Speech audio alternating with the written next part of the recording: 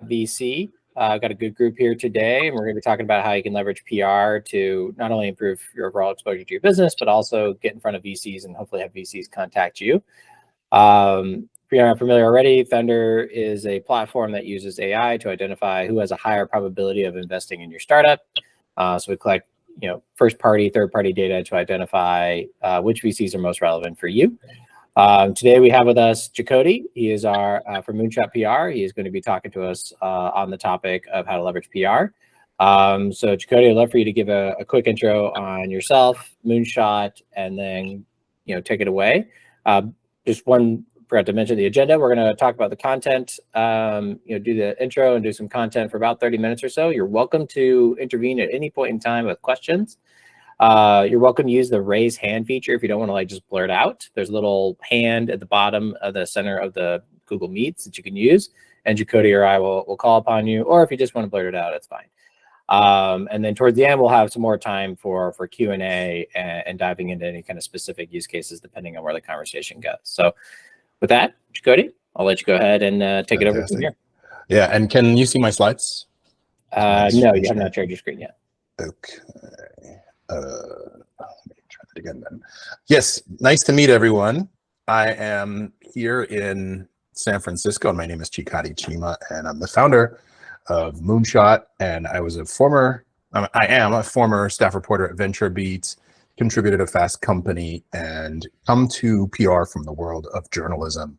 I've been in San Francisco now for coming up on 13 years, and I've worked with hundreds of startups, thousands of entrepreneurs. I'm a mentor at 500 startups, 500 global, StartX. Recent-ishly started doing mentoring with First Round Fast Track. So I'm very much a part of the startup ecosystem here in Silicon Valley. I've even traveled to Singapore to give a talk on wearable technology, and I'm a storyteller. My grandmother used to tell me back in the day, "Oh, you're such a good writer." I didn't believe her because she says, "Oh, you're growing so fast, you're so handsome." The things that grandmothers say, but she was right. I went to Columbia Journalism School to get my master's, and I have been doing journalism, really 25 years. So stories are in my blood, and stories are so important as humans, it's important as a human, but when you are growing a company, you need to have a story that resonates with a lot of different people. And especially when you are fundraising, you need to have a story that gravitates the right people to you. So that's what this is all about. So I'm going to try to share my screen again, and then we will talk about how you can tell your story with breadcrumbs. Hey there. I'm going to talk about how to pitch your story to the media using breadcrumbs. Let's dive in. Our goals today is to learn the most common media struggles for startups, to understand what breadcrumbs are, where to find them online. I'm going to share a case study about it. And also, I want to help you discover how to pitch the media with breadcrumbs. Being a great storyteller isn't about being the most talented communicator. It's about knowing where your audience is and knowing who they are better than anyone else. If you're a startup, you might be asking, why is media so important for startups? Now, earned media is the most valuable form of exposure you can have for a business and for your personal brand. Earned media helps you create a category, shapes the narrative of your industry, and makes an emotional connection with your key stakeholders. And companies that succeed in press are richly rewarded with the best opportunities to grow, to connect, and to create impact. But why is media hard for startups? The media is incredibly competitive. There are only a small number of reporters covering early stage startups, and everyone wants their attention. So for example, there are fewer than 30 reporters at TechCrunch covering everything in startups. And that includes big companies like Microsoft, big companies like Amazon, big companies like Meta, Apple, you name it. So if you're a small upstart company, you are competing in a ferocious market with the biggest companies on the planet. And that's why most startup founders struggle. They struggle with media, and that makes it really hard when they're trying to fundraise, when they're trying to recruit, or when they're trying to sell product. And one of the reasons is because they're focused on the wrong media. What does that mean for early stage companies? A lot of times when I talk to people, they say, I want to get into the Washington Post. I want to get into Wired. I want to get into the New York Times. Those are fine publications, and startups do get into them very occasionally under very specific sets of circumstances. And we can talk about why that generally doesn't happen, but there are actually hundreds, thousands of media outlets in the United States that are looking to talk to startups, but you have to tell the right story. And generally, startups are telling the wrong story. There's a couple categories of wrong storytelling, and we'll touch on two for now. So a lot of times when you are early in the PR game, you make the story about yourself, and it's not about you, it's about the customers, and you sell the features, not the benefits. What we're going to do now is we're going to talk about how we can fix your storytelling to make sure that you are reaching the right customers with the right story at the right time. Briefly about myself, I'm a former VentureBeat staff reporter. I'm the founder of Moonshot, where I have launched nearly 100 companies and companies that have raised over $1.5 billion over the last 10 years. Companies you may be familiar with: Rapbook, The Compound Protocol, Trellis Research, Butler. These are companies that have gone on to do amazing things after I've worked with them, and I'm so proud of them. I'm also a PR mentor at 500 Global, First Round Fast Track, Alchemist Accelerator StartX, and I earned my master's degree from the Columbia Journalism School. So I am a journalist and a communicator through and through. I also taught myself how to do PR using this breadcrumbs technique that we're about to dive into. A little bit more background. So I moved to San Francisco in 2010 and I started a publication about sustainable transportation. I didn't know anything about the industry at the time or the players, and I had to figure it out quickly because I was publishing 5 stories a day. So I used this breadcrumbs technique that I'm going to share with you to learn everything I could about what was happening in the sustainable transportation industry up to the minute. And I grew the audience up to 80,000 monthly uniques organically, completely organically, with this technique that I'm about to teach you now. So if I can do it, you can do it. What are breadcrumbs? Well, thank you for asking. Breadcrumbs are words that allow you to enter the conversation already taking place in your customer's head. Breadcrumbs are highly specific words that your audience uses to express pain, to express anxiety, their hopes for the future. There's very specific words, there are proper nouns, and we're going to dive into it, and you will have a very strong sense of what breadcrumbs are at the end of this. So the names of CEOs and influential people. Why does that matter? Because the CEOs are making decisions that affect both their company, the people working at the company, and if the product is an iPhone or is an operating system for a computer, there are tens of millions of people that are impacted instantly. So what they think, what they say, what they do has a lot of import. It matters. The names of politicians and regulators. Even the CEOs of big companies know that they have to pay attention to what's going on in the world of law and policy. So the specific politicians that want to regulate technology, that want to regulate specific industries, those are people who, when they say or do something, that is going to affect the companies that affect you. Same thing with regulators. They don't get elected, they're often appointed, but their job is to control and make safe industries. You may agree, you may disagree, but these are the people that have the power to shape the industry that you're in. So pay close attention. And then the legislation, either recent or pending, that is being made by lawmakers and made by policymakers, these are the things that are going to affect how you do business now and in the future. There are also specific products and services that are being used, you're being made. Maybe you're making a specific product or you're making a specific service. And when people are talking about it online, then you know that it's relevant to you. And again, the last one that we'll talk about today is industry jargon. So what are the terms that people are using? Imagine you went to a bar, you went to a restaurant with your work friend. What are you going to be talking about when it comes to how you do your job? What makes a good breadcrumb is something that is very specific. So it's somebody's name. There's nothing more specific than somebody's name or somebody's company name. It's got to be timely. So it's something that's happening right now, and it needs to be relevant. So it's got to have some connection to what's happening now and people that care about it. And it should be trending upward. However you decide what trending upward means, it should be something that people care about now and in this moment. If it's not timely, if it's not growing and it's shrinking, then it's not going to help you very much. So again, let's talk about some examples. It's March 2023 when I'm recording this. It's actually March 23rd, 2023. And everyone all day is talking about OpenAI. And the CEO of OpenAI, maker of ChatGPT, is Sam Altman. So he is a person of particular interest right now. And the name of the CEO is Sam Altman.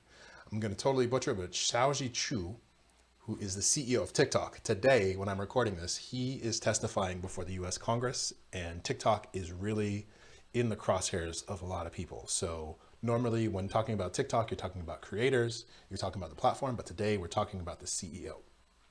Regulators, Janet Yellen, Gary Gensler, they are very much in charge of monetary policy and how money moves through the US economy and the global economy. So when they talk, people listen.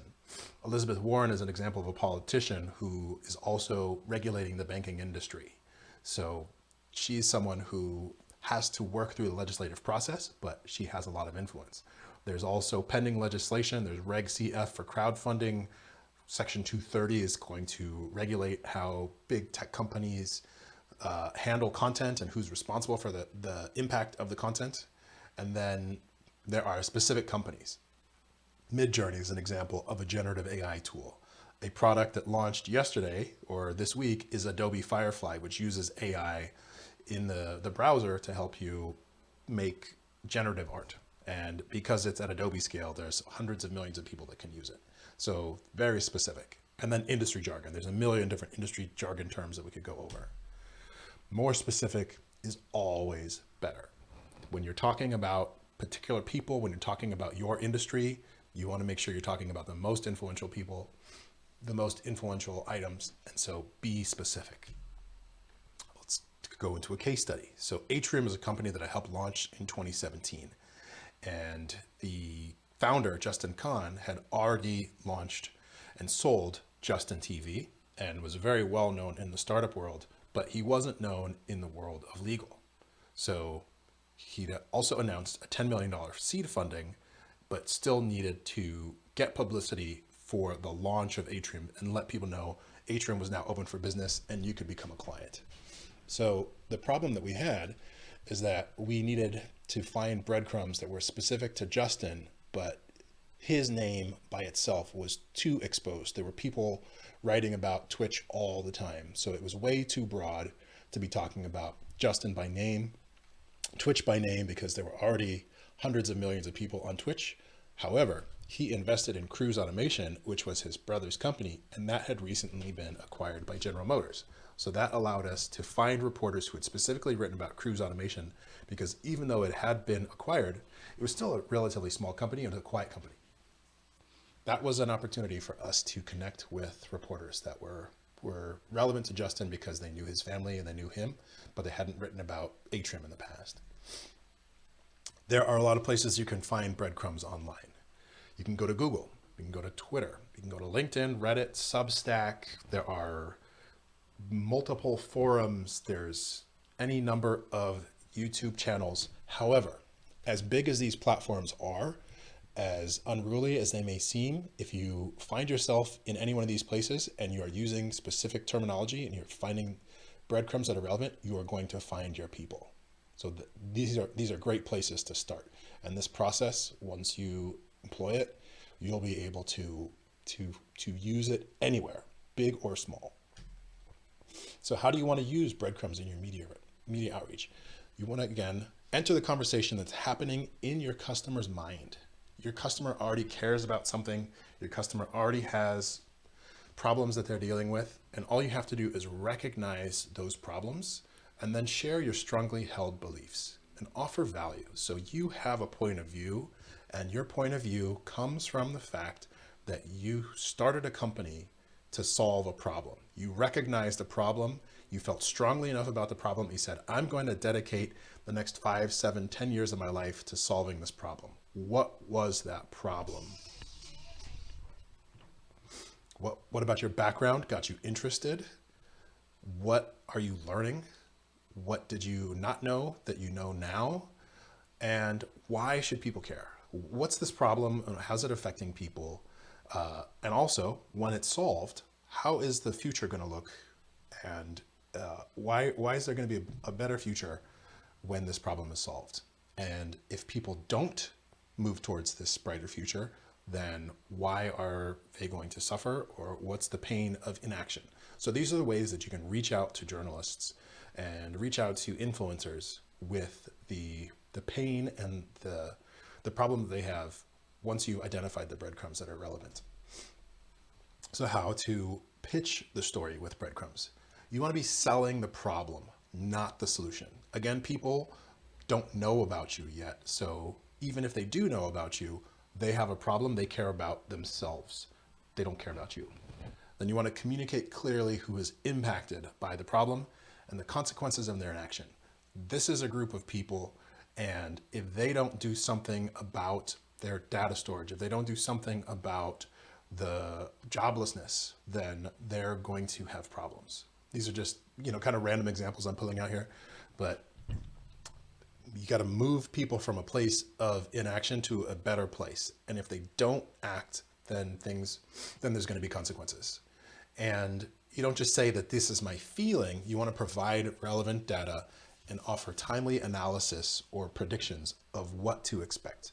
So you can either get data from your own platform, from your own app, or if you want to look at jobs numbers, government publications, industry reports, it's not just I say so, the data says so. And this is how you can make your story relevant, is by giving analysis. Now, the other way that is really important is that you want to look for industry-specific media where your customers are going. So as I said at the outset, people want to be in the New York Times, people want to be in Washington Post. These are all fine publications, but that's not generally where people go for solutions. When you are in an industry, you're looking at industry news, you're looking at vertical publications to find out what's new and great and possible in your industry. And that is the real opportunity with breadcrumbs, is to be relevant in these smaller niche publications where people are looking for solutions. And you need to be comfortable, and you need to understand that earning a small audience and owning a big share of a small audience is a great way to get ready for these bigger publications, and is a great way to make that jump once you have really mastered the storytelling process. So all founders have a story. You have a story, and your business is a rejection of the status quo. So don't believe for a second that you don't have a story to tell. You absolutely do. Otherwise, you wouldn't have gotten business in the first place. So the truth about media relations, as I said, there are thousands of industry trade publications covering every imaginable topic, whether it's transportation or space or farming or big data or childcare or cosmetics, anything you can think of.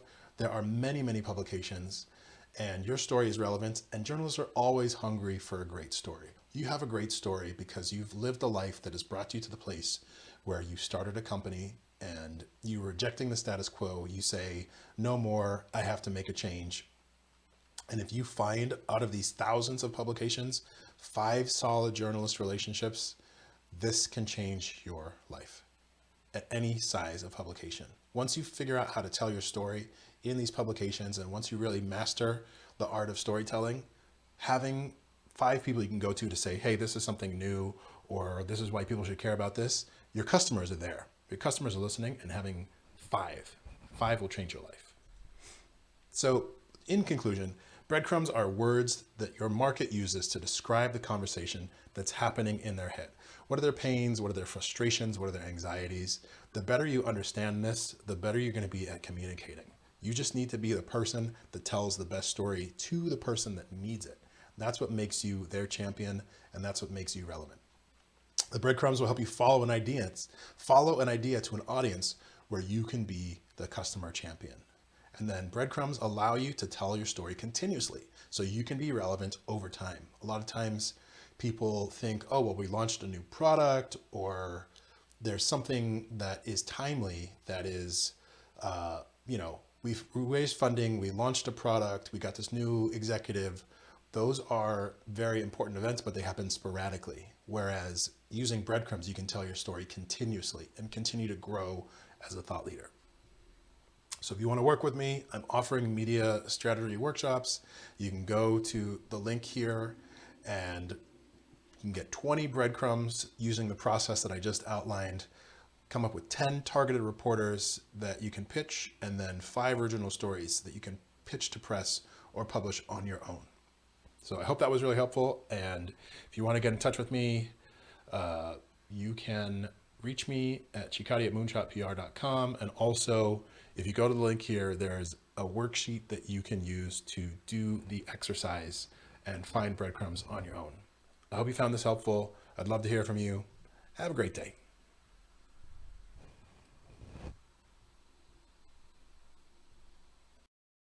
Not different. Justin. Fair enough. And then Ron, you have your hand raised. We'll go and jump to you real quick. You're muted if you're trying to talk. Yep. Okay, Can there you you hear go. me? Yeah. Great. So my question is, how do you go about getting the attention of those small publications you were referring to? Yes. How do you make contact? What's the outreach look like to those journalists who are writing for those publications? And what's the proposition? Why should they care about you? Why should they, come to you for quotes and so forth? Sure. Yeah. There's a few ways. I mean, email is generally best. All journalists are on Twitter all day, every day. So if they're having a conversation about something or they're engaged in a discussion on Twitter, that can be a great way to engage with them as well. And one of the things that I had mentioned is about having data and having a point of view on the data. So when you're talking to small publication, you are, sorry, can you remind me what your product is? Yes, it's augmented reality virtual product previews for e-commerce. Okay. So something that might be relevant is the cost of shipping versus, doing virtual product previews or the, impacts of burning fossil fuel and how you're saving carbon emissions by doing virtual presentations of these goods. So you can talk about, if there's like a new shoe or there's a new something that's being shipped, you say, well, this is what the carbon footprint of this specific item is. And if they're talking about it online, then it's like, okay, well, this is how much better it is to demo it in the metaverse, if you will, or virtually. But then, you have the data to back it up. So it's not just about, this is my opinion. You say, like, these are third-party verified sources of information. Does that make sense? Yeah. Yeah, go ahead. Sorry. You said that the journalists are on Twitter all day. What are they doing there? Are they searching for information, or they're posting about their articles that they've either published or they're working on, and they're kind of fishing for input and so forth? What do they do? That's it used to be back in the day that getting traffic to your stories was really boosted on Twitter, but there's so many people on Twitter now that they're competing with the journalists, but the journalists are just there searching for stories, socializing with other journalists, talking to sources, getting inspired, just being social generally. So a great analogy that I heard recently is that LinkedIn is kind of like a conference. It's like a giant conference with 1 billion people in it, and Twitter is like the bar after the conference is after the sessions are over. So it's a great place to socialize and a great place to really connect with people deeply about their passions. So on Twitter, people are sharing memes, people are connecting with sources, just every human activity you can think of. And so using breadcrumbs and using specific terminology to find out who these journalists are and what they're sharing is a great way to start building rapport with them. And it's maybe not about like pitching them right away, but actually approaching them like a human being and having a relationship with them, and then saying like, hey, I've got some thoughts about this, or what have you thought about X, Y, and Z thing? Did you know that this is taking place? And you know, here's some thoughts, you know. So maybe I can provide some information to you on background. Maybe you know, maybe we can set up a time to talk about it before you really like, before you go in, not, I don't want to say go in for the kill, but before you really like pitch what you're doing, you want to be of value to them. And by, you can show that you care about what they care about by offering them something of value. And generally that's data. Does that make sense? Yes, it does. Thank you. It looks like Fred just raised his hand, so we'll let him. Yeah, Chakotay, sorry, Jason. Chakotay, can you just tell me a little more about your company and what your company would do, or bottom line is how you could help my company as a startup? Yeah, And the services that you provide, and what's the model, if you will? sure. So getting your story straight and getting it targeted to the right audience is the most important thing. It's not so much about telling the biggest story, it's about telling the best story to the right people in the right way. And so there's a narrative that everybody has inside of them, and it really comes from their, it starts with the founder's personal experience, right? Why did you decide that this was something that you needed to do? Why was this a problem that you couldn't wait to have solved? And who does it affect? So really optimizing your experience and your story for that initial burst of attention, and then finding the relevant media that are going to bite on that hook, if you will. So that's the initial kind of that's the initial push. And then it's also about how to continue to tell that story, how to maintain a cadence of storytelling long after you've gotten this initial launch. And so one of the underutilized opportunities is to use breadcrumbs in your storytelling so that you can be continuously telling a story and continuously evolving who you're reaching. And so I help with that. I help you figure out who are your target journalists, what do they care about, where is the puck moving, if you will, and how you can stay moving towards that puck on ice. Well said. Thanks for that. So the question we got from Scott was, can you share a story of a specific breadcrumbs for a particular company that you've leveraged and was successful? Yeah. So, you know, it's unfortunate the slides aren't working, but I was working with Justin Kahn, and, you know, he himself was too exposed and Twitch was too exposed to be helpful. But Cruise Automation back in 2017 had just been bought by General Motors, and there wasn't a lot being said about it because autonomous cars were not what they are today. And so it was there weren't that many things online, and the people that were writing about it as a startup and an acquisition.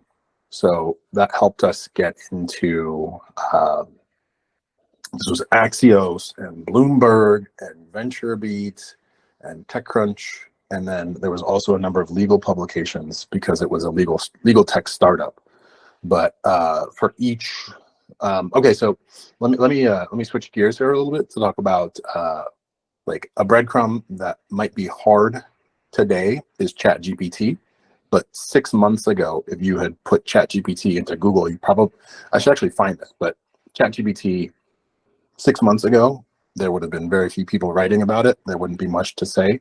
And then all of a sudden, 100 million people started using ChatGPT in 1 month. So all of a sudden, it's really not that helpful. But Sam Altman, who's the CEO of OpenAI, he's much more, well, he's still pretty exposed, but not nearly as much as ChatGPT. So those are breadcrumbs that you could use. And working with Justin Kahn, using the name of the company that his brother started and had acquired was very helpful for them. Thank you for that. Are there any other hands raised or questions that anyone would like to dive into? Or while we have Chakotay for this time? Well, first and foremost, you're welcome to chime in at any point. Chakoti, I think there's definitely a lot to take in, because at the end of the day, as a founder, you have to kind of decide what's, it's one thing to have a PR strategy, but it's one thing to who's going to do it. And it's often seen as what some founders call like building in public, where you are, creating that personality and persona for you personally on behalf of your business, whether it be on Twitter, LinkedIn, or other mediums. That's not always a good fit for some founders. That's not necessarily a personality, nor where you want to spend your time, nor is it maybe useful for your particular business. But it is something that needs to be taken into consideration of like, how do you get earned media, and what's going to bring, new eyeballs, and ideally your target customer eyeballs, to your product, and make it, make them aware of it. And, Chakoti kind of walked you through a couple of great strategies, leveraging breadcrumbs. He's got a great, well, actually, Chakoti, if you want to maybe walk them through the offering for kind of what you walked through me the other day, that would be a great transition. Sure. So Fred, to your question specifically, I'm offering a breadcrumbs workshop, and it's $500. We will come up with 20 breadcrumbs that you can use to pitch media, come up with a list of 10 reporters that you can pitch, and then 5 original stories that you can either pitch to the press or you can publish on your own blog, that are timely, that are authority building, and that are going to activate your target audience, whether that's investors that understand why you're a great investment in the market that you're building, whether you're recruiting and you want people to understand why you're a great company to work at, or why people should buy your product.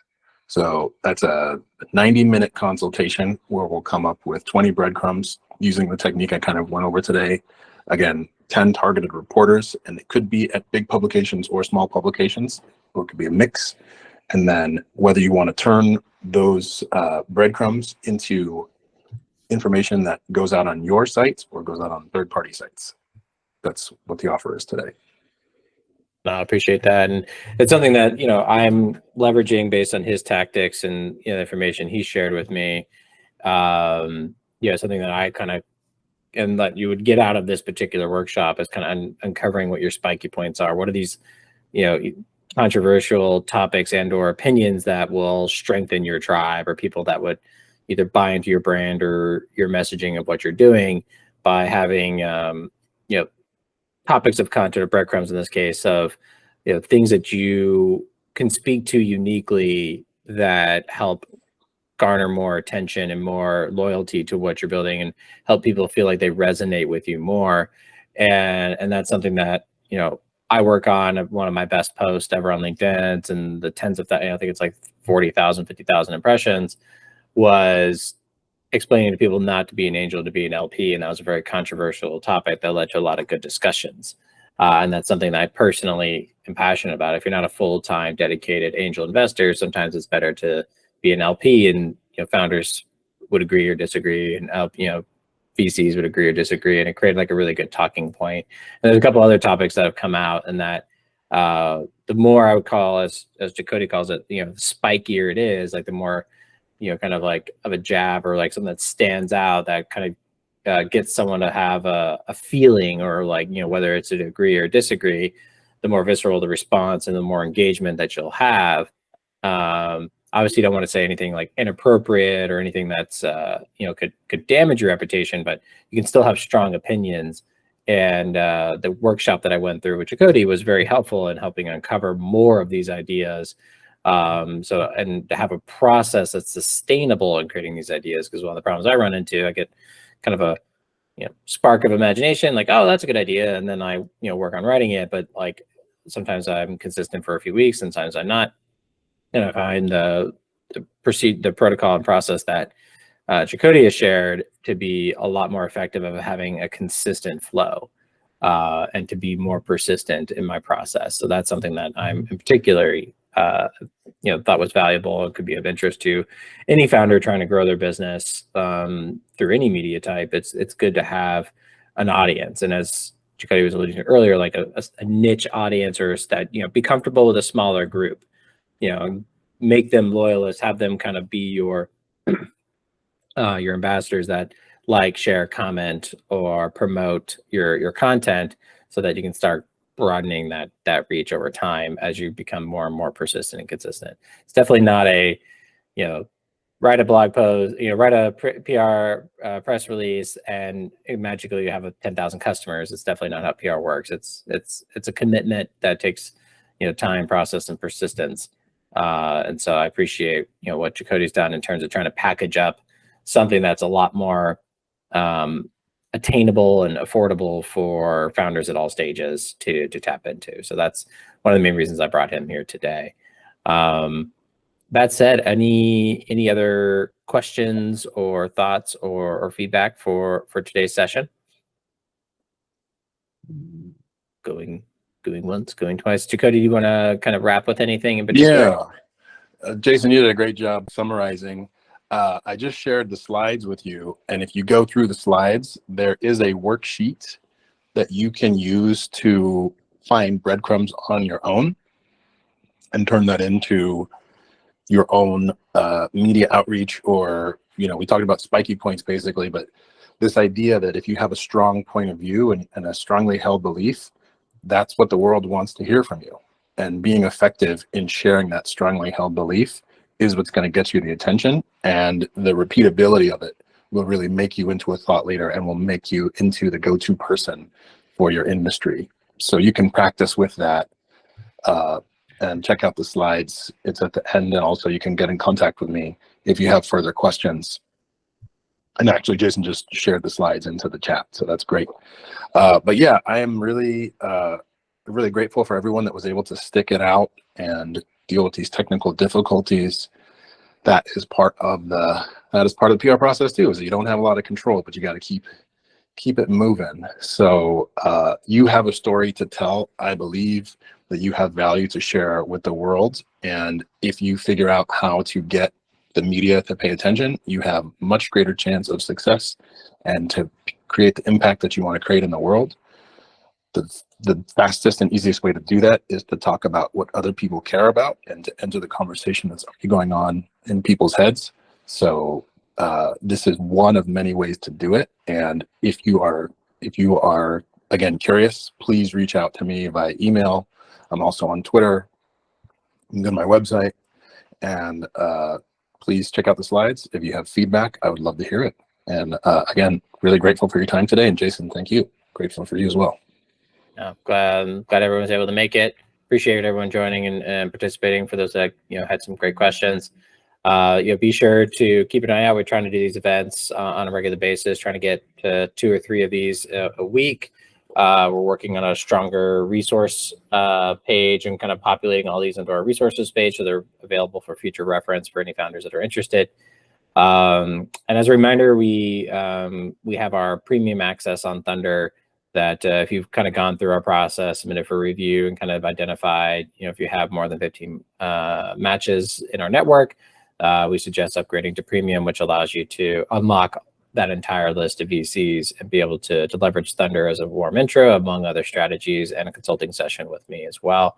If anyone has any questions about premium access and being able to optimize your fundraising process and stop chasing the wrong investors, just reach out to me, Jason at Thunder.vc, or go ahead and just hit the upgrade button in your account.